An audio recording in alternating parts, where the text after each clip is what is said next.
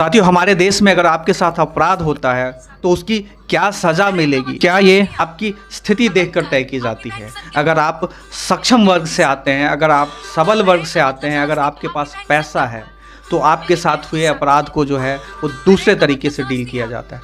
पहली बात तो आपके साथ अपराध होने की संभावनाएं कम है, और अगर होता है तो आपको पुलिस से भी सहयोग मिलेगा, आपको प्रशासन से भी सहयोग मिलेगा और आपको सरकार से भी सहयोग मिलेगा।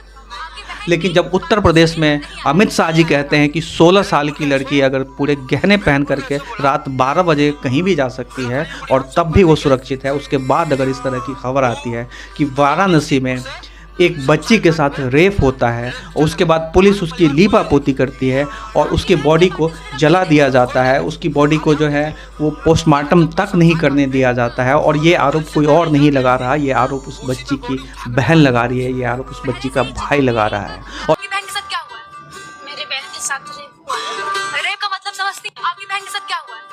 मेरे बहन के साथ रेप हुआ है। रेप का मतलब समझती हैं आप? बलात्कार किया है, उसके गलत काम किए।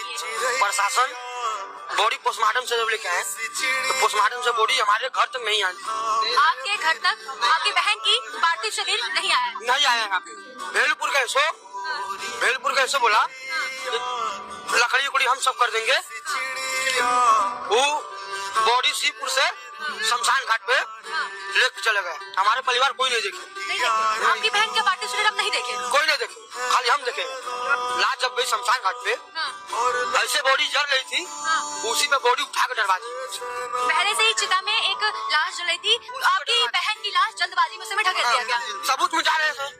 आपने हाथरस की कहानी सुनी है? हाथरस 2.0 है ये साहब, और यूपी में ऐसा माहौल लगातार बना हुआ है। इस भाई के अंदर ये जो दर्द है वो झलक रहा है। हाई कोर्ट से, इलाहाबाद से, लखनऊ से आए थे 2 महिलाएं सरकारी, बोले आपको इंसाफ भी मिलेगा, आपको पैसा भी मिलेगा, चिंता मत करो।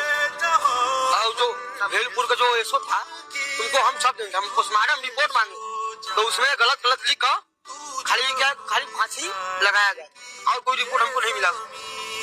डॉक्टर भी आपको लगता है कि कुछ? डॉक्टर खुद मिला था। अगर उसके साथ अगर मान लिया अपने फांसी लगाई है तो पैर में कैसे कटाए उसको कटाए। और इस न्यूज़ को जो है मेन स्ट्रीम मीडिया कहीं नहीं दिखाया।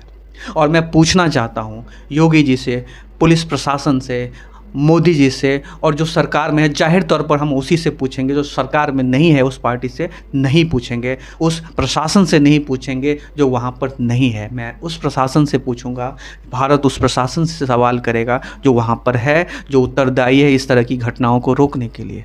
कि अगर बंगाल में आरजीकर कॉलेज में एक महिला के साथ रेप होता है तो वो अलग सीन है, और अगर उत्तर प्रदेश में किसी महिला के साथ रेप होता है तो वो क्या अलग सिनेरियो है। अगर आप कोलकाता में किसी महिला के साथ अगर कोई रेप होता है, वहाँ पर अगर आप आंसू बहाते हैं, वहाँ की महिला के साथ अगर आपका हृदय पिघल जाता है, तो क्या ये जो उत्तर प्रदेश की महिला के साथ रेप होता है, उत्तर प्रदेश में अगर किसी बच्ची के साथ रेप होता है तो आपका कलेजा नहीं पिघलता, आपका दिल नहीं रोता है?